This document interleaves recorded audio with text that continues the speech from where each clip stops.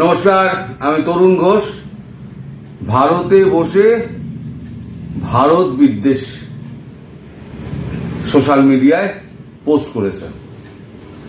এতই চুলকানি, ভারতে এসে চিকিৎসার নাম করে এসছে। চিকিৎসা কি করিয়েছে তার কোনো কাগজপত্র দেখাতে পারেনি।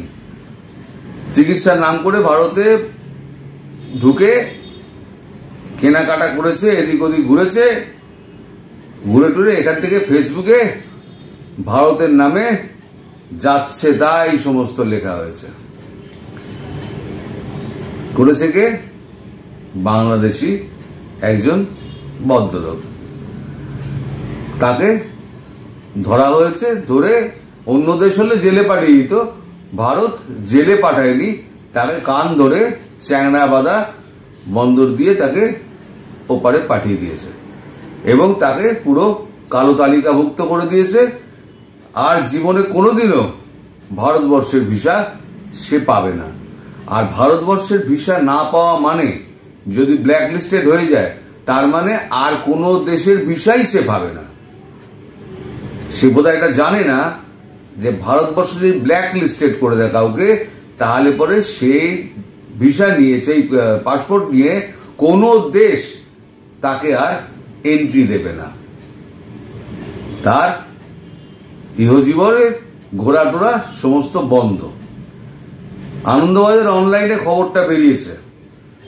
সমাজ মাধ্যমে ভারত বিরোধী পোস্ট, ভিসা বাতিল করে বাংলাদেশি নাগরিককে ফেরত পাঠালো বিদেশ মন্ত্রক। সমাজ মাধ্যমে ভারত বিরোধী পোস্ট করায় অভিযোগে মুর্শিদাবাদ থেকে আটক হলেন বাংলাদেশি নাগরিক। বাতিল হলো ভিসাও, রবিবার সন্ধ্যাতেই দেশে ফেরানো হয়েছে তাকে। ওই ব্যক্তির নাম মোহাম্মদ আলমগীর। আপৎকালীন চিকিৎসা বিষয় নিয়ে ভারতে এসেছিলেন তিনি। এদেশে বসেই সমাজ মাধ্যমে একাধিক ভারত বিরোধী পোস্ট করেন তিনি।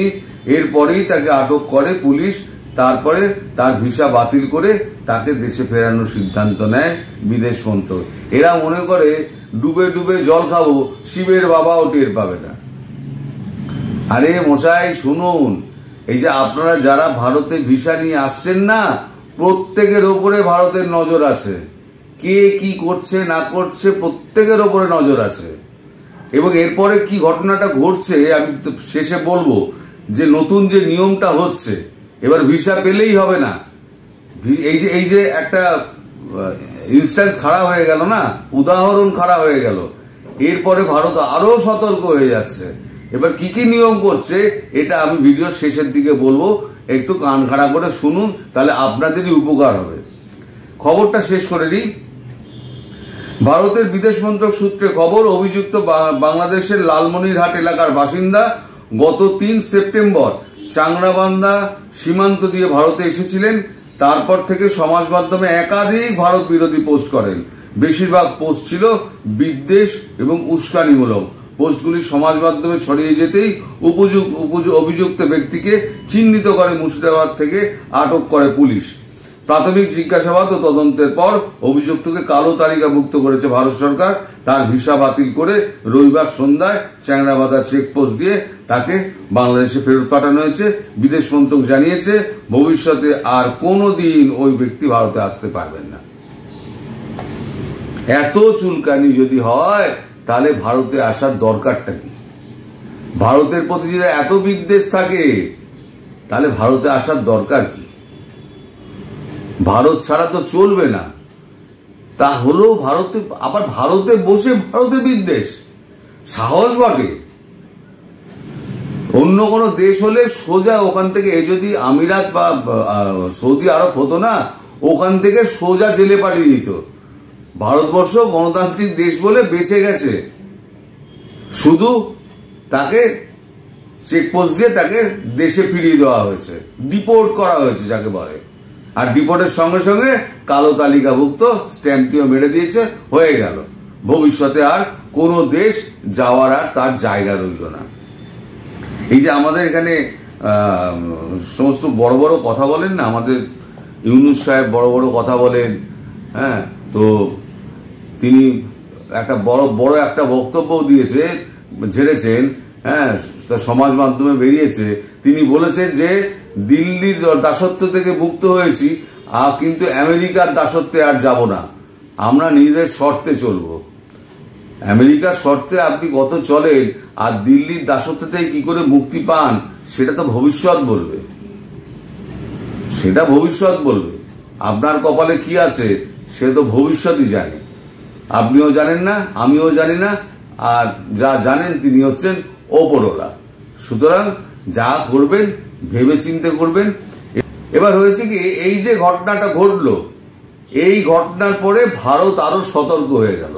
এবার যখনই এখন শুনতে পাচ্ছি, বিদেশ মন্ত্রক সূত্রে শুনতে পাচ্ছি যে এইবারেতে যা হবে, আপনার যখনই ভিসার জন্য অ্যাপ্লাই করবেন, আপনার যত ডকুমেন্ট আপনি দেবেন সেই ডকুমেন্ট আগে আপনি সোশ্যাল মিডিয়া, আপনি ইউটিউব, ফেসবুক, ইনস্টাগ্রাম, যেখানে যা কিছু করেছেন, আপনার হোয়াটসঅ্যাপ থেকে সমস্ত কিছু আপনার পুরো ইতিহাস দেখে নেবে। ইতিহাস যদি ক্লিন থাকে তাহলে পরে আপনি ভিসা পাবেন।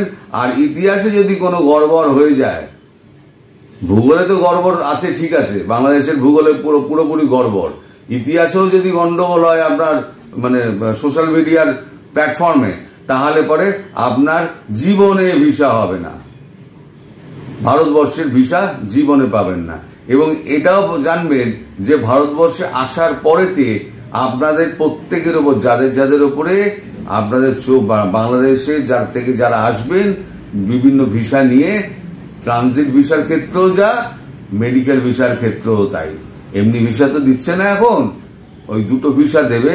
ওই যতক্ষণ আপনি ভারতবর্ষে আছেন ট্রানজিট ভিসায়, এখান থেকে যদি একটা পোস্ট করেন, একটা কিছু করেন, তাহলে পরে সোজা আপনাকে আবার তুলে নিয়ে গিয়ে সোজা বাংলাদেশে ফেরত পাঠিয়ে দেবে, আপনার আর বিদেশ যাওয়া হবে না। আর এখানে যারা মেডিকেল ভিসা আসবেন তারাও খুব সতর্ক থাকবেন। আর সতর্কতা আপনাকে অবলম্বন করতেই হবে, কারণ আপনাকে যখন ভিসা দেওয়া হবে সেখানে কিন্তু পরিষ্কার শর্তে লেখা থাকবে আপনি ভারতবর্ষে ঢুকে ভারতবর্ষের বিরুদ্ধে এমন কিছু করতে পারবেন না যাতে ভারতবর্ষের মান সম্মান ক্ষুণ্ণ হয়। যদি করেন তাহলে পরে আইন ভঙ্গ অনুসারে আপনাকে জেল বা জরিমানা অথবা দুটোই দিতে হতে পারে, দুটোর একটা অথবা দুটোই হতে পারে, জেলও হতে পারে, জরিমানাও হতে পারে। এটা কিন্তু মাথার মধ্যে রাখবেন। তো আজকে আমার শরীরটা খুব একটা ভালো নেই, আমি খুব একটা ভিডিওটা বাড়াবো না, আজকে এখানে ভিডিওটা শেষ করছি। সবাই সুস্থ থাকবেন, সাবধানে থাকবেন। নমস্কার।